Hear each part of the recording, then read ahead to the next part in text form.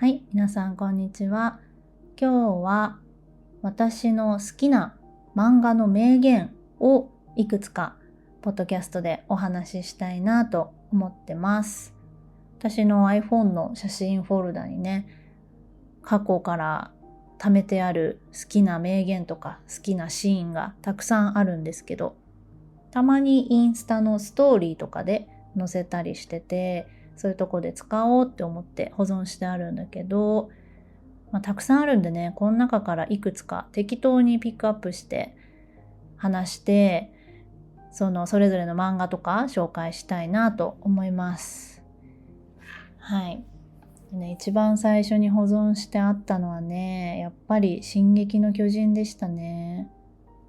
ミカサのセリフで、これすごい最初の方、もう巨人にやられそうになってる時ね、この世界は残酷だ、そしてとても美しいって、私このセリフすごい好きなんだけど、本当にこの世界は残酷だと思うし、そしてとても美しいってね、やっぱり人を思う気持ちとか愛とかそういうのを感じるとね、美しいと思うけど、それと裏腹に残酷だよねって、平等じゃないし、人間って弱い、強い部分もあるけど、でもやっぱり弱いっていうね。だからそういうのが、進撃の巨人ってね、ほんとこれだよね。進撃の巨人っていわゆる世界ですからね。世界ってこれだよねっていう感じ。はい。これ結局特にインスタとかで使ってないな。あんまり使うシーンがなかった。なんかベルトルトが超大型巨人だった。ベルトルトがね、超大型巨人になるシーンで、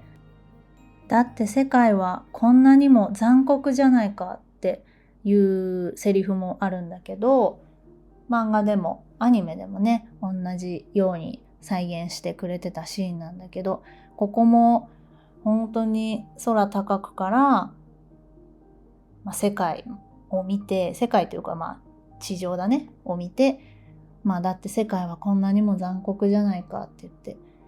なんか私進撃の巨人のこの残酷とかこの世界の現状っていうのをね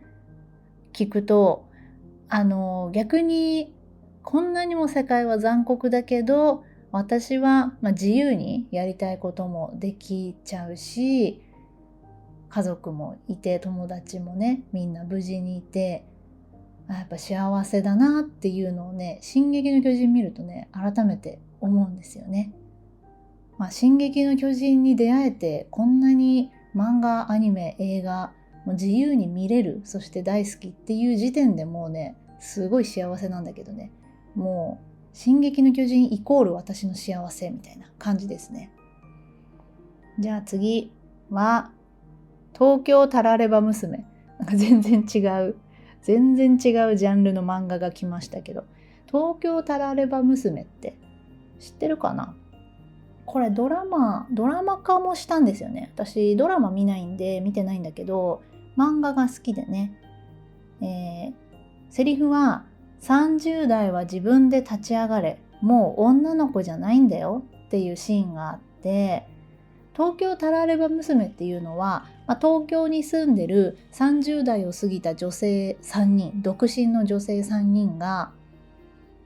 仕事は頑張ってるんだけど、やっぱり結婚とかそういうところでね、うまくいかないっていうので、いつもこの3人で居酒屋で飲んで、こうしたらとかね、こうだったらとか、こうしてればっていうね、たらればっていうのをずっと話してるから、タラレバ娘っていう風に言われてるんだけど、私東京タラレバ娘の漫画大好きで、やっぱり現実っていうところ、ずっと仲のいい女友達でいつも集まってお酒を飲みながら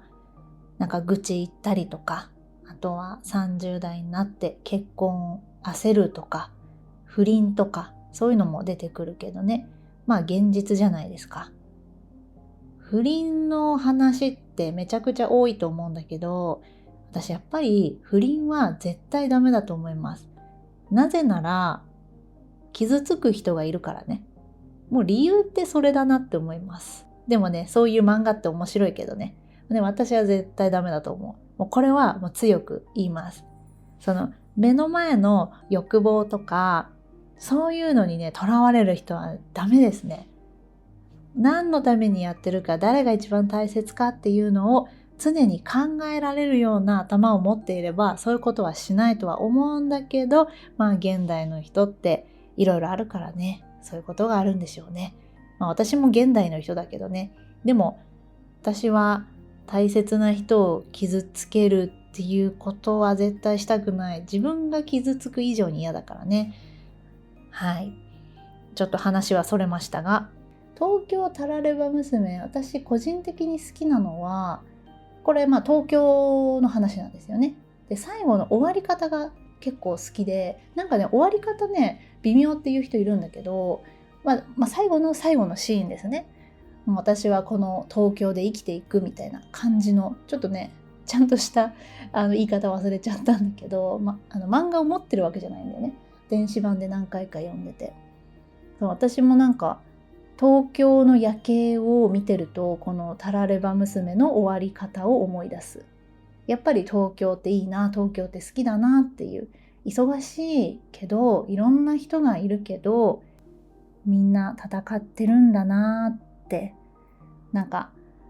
この忙しい東京にいてもそういうゆっくり考える時間があるとすごくいいなって思いますね。で、このセリフは30代は自分で立ち上がれ、もう女の子じゃないんだよって、そうですねっていう感じです。30代はもう女の子じゃない、もう誰かを頼ったりとか、その人のせいにしたりとかじゃなくて、全て自己責任で、頑張っていきましょうっていうことですね。結構辛い言葉かもしれないんだけど、大事だなって思います。誰か助けてじゃなくて、全部自分で決める、自分で何とかする。もちろん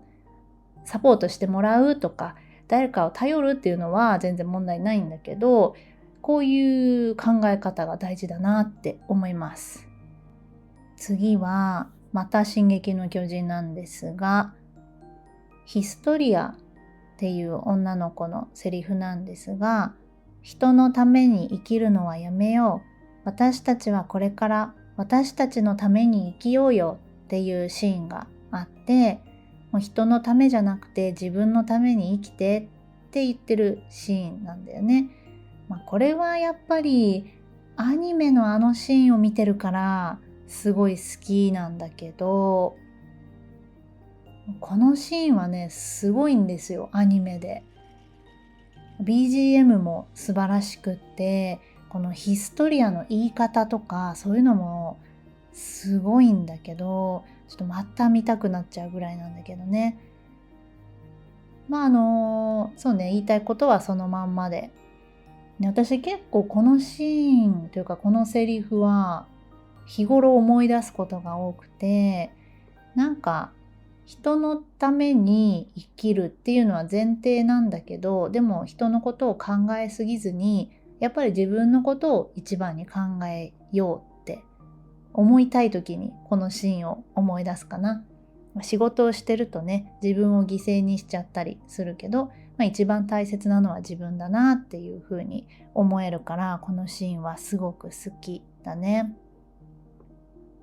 次はドラえもんもある。多分このドラえもんはインスタに貼ったと思うんだよね。わかりやすいから。2つあるんだけど、これはね、ドラちゃんが、世の中は何か欲しいと思ったら、そのためにそれなりの努力をしないといけないって言ってますね。これはその通りで、何か欲しかったらそのための努力をしようっていうことだね。結構ドラえもんもね、名言多いんだよね。もう一個。一つだけ教えておこう。君はこれからも何度もつまずく。でもその度に立ち直る強さも持ってるんだよ。これもね、わかりやすいけど、人生何度もつまずくけど、その度に立ち直る強さも持ってるよって。乗り越えられない壁はないっていう感じだね。人生ってそういう壁とか困難の連続だけど、でもそれを超えられる強さも絶対持ってるんだよっていう、やっぱ何か困難があった時に、自分ならできる、絶対できるって思える名言ですよね。あとは7だね。7のセリフもあります。少女漫画の7ですね。7も私大好きなんだけど、好きなものを大切にするためには我慢が必要なのに、どうして神様は人間を好きなものにほど我慢ができないように作られたんでしょうかって言ってるんだけど、好きなものを大切にするためには我慢が必要なのに、好きなものほど我慢ができないのが人間だっていう風に、その通りだよね。7はね、本当に恋愛みたいな話で、友情もあるけどね、結構前の漫画だけど、本当これはいつ読んでも面白いと思う。なんかこれもリアルです。少女漫画ってやっぱリアルだよね。あるあるみたいな。しかも7は子供の時に読んでたけど、大人になった今読むとまた違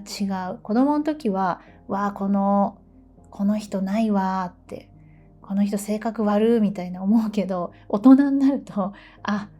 気持ちわかるっていう風になりますね。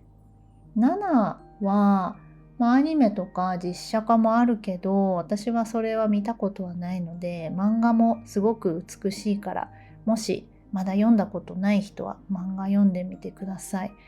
本当名言とか綺麗なセリフがたくさんありますね。次はローゼンメイデンだね。ローゼンメイデンは知ってる人、いるとは思うけど、ドール、人形のお話です。私ローゼンメイデン大好きで、ローゼンメイデンの歌とかすごいカラオケで歌ってましたけども、ローゼンメイデンはドールの話だから、一見可愛くてファンタジーな話かなって思うと思うんですけど、ちょっとダークで、そういうところがすごい好きですね。で、私が保存してるのは水星石っていうドールの名言なんだけど、この子もすごい可愛いんですよ。言葉にできる寂しさは誰かが慰めてくれます。言葉にしない悲しみは自分で乗り越えていくしかないのですって言ってるんだけど、これ私個人的に結構好きなんだけど、言葉にできる寂しさは誰かが慰めてくれる。言葉にしない悲しみは自分で乗り越えていくしかない。言葉にしないというか、言葉にできないっていう感じかな。私そうだなと思って。もちろん言葉にすれば誰かが慰めてくれるけど、言葉にできない悲しみってね、私は、唯一一個だけ言葉にできない悲しみってあって、今言うけど、言葉にしちゃうけど、おばあちゃんが亡くなった時ですね。もうそれはね、結構人が亡くなって SNS で書かれる方っているじゃないですか。それはもう本当に悲しくて、でも前を向いていきますとか。私、もう SNS って日常だけど、おばあちゃんが亡くなった時、一切そんなこと書きたくなかったし、これからも書かないし、悲しすぎて言いたくない、言葉にしたくないし、認めたくないみたいな、未だにそうなんですよね。だからこれはもう自分で乗り越えていくしかないから、だから私が日々忙しくしてるっていうのは、思い出したくないって言ったらちょっと悲しいけどね。でも正直言うと思い出したくないぐらい悲しいんで、だからもう自分で乗り越えていくっていうことだから、じゃあ私はもう日々忙しくして考えない、落ち込む暇もないぐらい頑張んなきゃなっていうふうに思って、個人的にこの言葉が好きなんだよね。今言っちゃったけどね。事実だし、でも本当に悲しいですね。すごい好きだったからね、おばあちゃんのこと。はい。だからこれは別に SNS に載せるためにスクショしたんじゃなくて、自分的に好きだから保存したっていう感じかな。じゃあ次行きますか。また少女漫画だ。サプリっていう漫画があるんですが、これもね結構古いんだけど、バリキャリの女性の話だね。広告代理店で働く女性の話で、これも私どっちかっていうと大人になってから読んで、学生時代ってさ、本当に学園ラブコメみたいなラブストーリーがすごい好きだったんだけど、青春みたいな、やっぱ大人になるとね、それも今でも読むけど、このリアルな働いてる女性とか、なんか悩んでる女性みたいな、そういう少女漫画が好きですね。このサプリでこのバリバリ働く女性が言ってるのが、努力が評価されるのは義務教育までって顔を洗いながら、言ってるんだけど、これは、仕事を頑張って努力してそれだけで評価されるっていうのは義務教育までだよ。中学生まで、学生までっていうことだね。もう働いたらいくら努力しても結果が出なかったら評価されないよって。これは私は社会人の時にそうだなと思って。だから無駄な努力とか、ただ時間を使って足を使って頑張るっていうのだと、結果がそれで出ればいいけど、出ない場合は評価されないですよね。会社の売り上げとか何かそういうお金を生み出していなかったら評価されないということで、だから結局ビジネス、仕事で大事なのって成果ですよね。これは本当に前の端末でもこの名言保存してた気がするぐらい読んでてすごい好き。この漫画は仕事頑張ろうって思いますね。もうワークライフバランス、ゆるく働くってわけじゃないけど、そうじゃなくてもうバリバリもう残業してでも、もう夜遅くなってまでも働く。私会社員の時そうだったしね。っていう、こういうね、このサプリはすごい好きな漫画なんですよね。あとはなんかこの名言で別にまとまってるわけじゃないんで、パラパラスクショして入ってるから。ブリーチもあるね。いちごの最初の方のセリフだね。何のために戦うかっていうところで、いちごが世界中の人を守るなんてでけえことは言えねえけど、両手で抱えられるだけの人を守ればそれでいいなんて言えるほど控えめな人間でもねえんだ。俺は山ほどの人を守りてえんだって言って、これも結構好きなんだけど、イチゴが何のために戦ってるかって、イチゴってルフィの海賊王になるとか、ナルトみたいにホカゲになるとか、そういう夢とか目的を口に出して言ってるわけじゃなくって、やっぱ人を守るために戦ってるから、で山ほどの人を守りてって、やっぱさ、イチゴは、人間だし、死神代行なんだけど、ルフィとかナルトってもう全然現実的な人じゃないじゃないですか。でもイチゴはちょっとこっち寄りだなみたいな感じで、だから何のために頑張るかって言ったら、山ほどの人を守りてえって、誰かを守りたいとか世界中の人を守りたいとか、そんなことは言えないけど、でもたくさんの人を守りたいって、これすごいわかるなと思って、私も何のために頑張ってるのっていうふうに言われたら、家族のためとかそういうのもあるけど、もっともっと多くの人のためになりたいなっていうふうには思ってるから、じゃあ誰のためってなったら世界中の人ってわけではないからってなると、山ほどの人を守りたいなっていうふうに私もそう思うと思って、このイチゴのこの自分の目的の表し方すごいいいなと思って好きなんだよね。あとはね、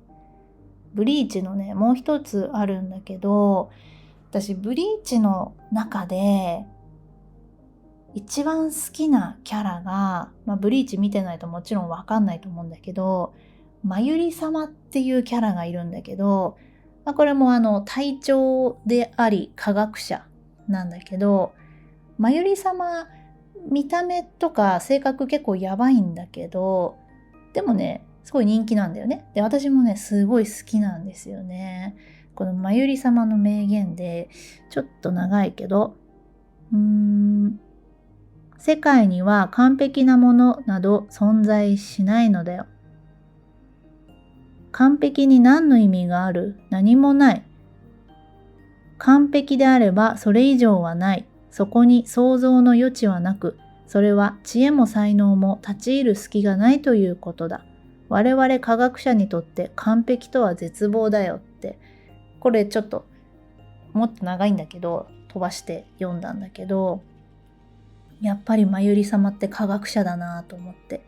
そう完璧なものに意味がないんだなっていうふうに思って、やっぱ仕事とかクリエイターでもねこう言われるよね。完璧イコールいいかって言ったら、自分にとって完璧でもそれは他の人にとって完璧じゃないと思うし、改善の余地とかそれ以上考える余地がないものってないし、もしあったらそれってもうどうしようもないというか絶望的、科学者にとってはね、だからすごいかっこいいなって思って、このまゆり様のね言葉は一つ一つ結構好きなんだけど、ブリーチも結構名言というかかっこいいセリフが多いよね。はい、じゃあ次はワンピースがね2つだけあります。これなんか名言というか私の好きなセリフ、好きなシーンなんだけどね、めっちゃ最初の方、ナミを仲間にするために助けに行ったところでね、ルフィがめっちゃ怖い顔して、うちの航海士を泣かすなよっていうシーンがあるんだけど、私やっぱりねナミがすごい好きだし、このナミを助けてるところのこのルフィが一番かっこいいと思うんだけど、基本ルフィって結構ふざけてるんですよ。特に最近のルフィ結構ふざけてるんだけど、それこそがルフィであってそれでいいんだけど、このナミを助けるシーンのルフィは本気で怒るんだよね。最初の方はなんかふざけてるというか、ふざけてはなくてちゃんと戦ってはいるんだけど、でも足が挟まって動けなくなっちゃったりとか、そのまま水に落とされて、でルフィはね水に触れると力が出せないので、でもなんかのんきだし焦ってない。ルフィってあんま焦んないからね。でも、ナミがここで辛い思いをしてたっていうのを知った時に怒るんだよね。そのシリアスなシーンが、ここがやっぱルフィ一番かっこいいなって。いやもうすっごい昔だけどでもやっぱここでルフィに惚れる人が多いんじゃないかなと思うんだけどね。もちろんルフィその後も本気で怒ったりとか、常に一生懸命で諦めないし、主人公って感じでいいんだけど、私はこのシーンが大好きなんでね。でもう一個は、これはイワちゃんですね。イワンコフのセリフなんだけど、奇跡は諦めないやつの頭上にしか降りてこない。奇跡な面じゃないよって言ってるんだけど、これは奇跡って本当にあるかはちょっとわかんないけど、でも諦めない人にしかその自分が思ってる以上の成果、つまり奇跡、実際にはもう諦めそうになってる時でも、叶うことって、奇跡って考えられるのかもしれないけど、やっぱそのためには諦めないっていうのが大事って、私もビジネスで言ったら、今月の売り上げはいくらっていうふうに決めて、でもやっぱ無理だなって思っちゃったらそこまでなんだけど、諦めずにもっとできることやろうっていうふうに思ったら奇跡で売り上げが急に上がるとかね、ちょっとビジネスにも通ずるかなと思って、イワちゃんのセリフは好きですね。ワンピースはもちろん名言名台詞たくさんあるんだけど、今見つけられたのはこの2つですね。あとはブルーロックか。ブルーロックがねたくさんあるんですよね。適当にピックアップするか。ブルーロックってサッカーの漫画なんですが、そこに出てくるコーチがね結構熱いこと言ってるんですよね。私が好きなのは、再現性のある成功の先にしか進化はないと思い知れ。再現性のある成功が大事っていうことだよね。再現性っていうのは再現できる。誰でもできるっていうね、そういう成功の先にしか進化はない。自分しかできないことを、それって自分しかできないから、限界があるじゃないですか。自分の時間も限られてるし。そこを再現性のある方法にして他の人にもやってもらうっていう風にするとビジネスは拡大していくし、ジンパチのセリフはね、ビジネスマンにとって、結構評価高いですよね。ブルーロックはね、好きだけど、ジンパチの声優も神谷さんなんだけど、ジンパチちょっとキャラが癖強だなって思いますね。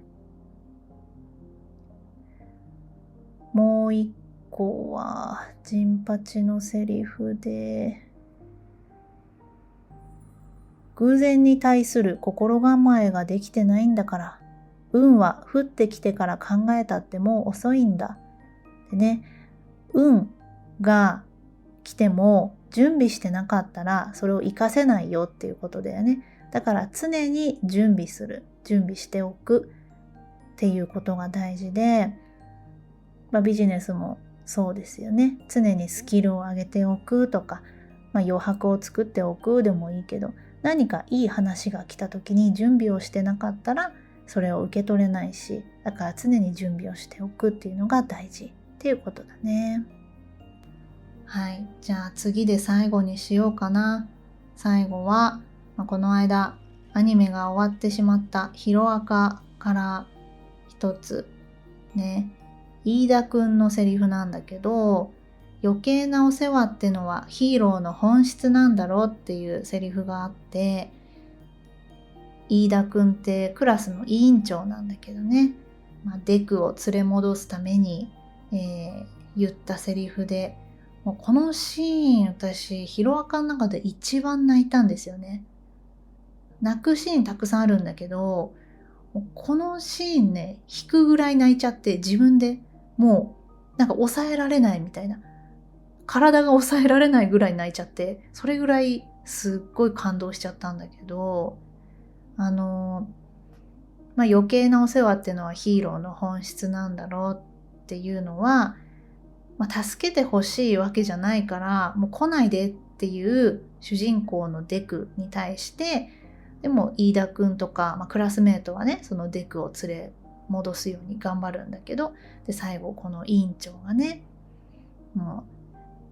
うみんなやめてよってデクが一生懸命逃げる中で、でもこれは余計なお世話だけど、でも余計なお世話ってヒーローの本質だろっていう風に言ってて、もう私もいつかこういうシーンがあったらね、これ言いたいなと思います。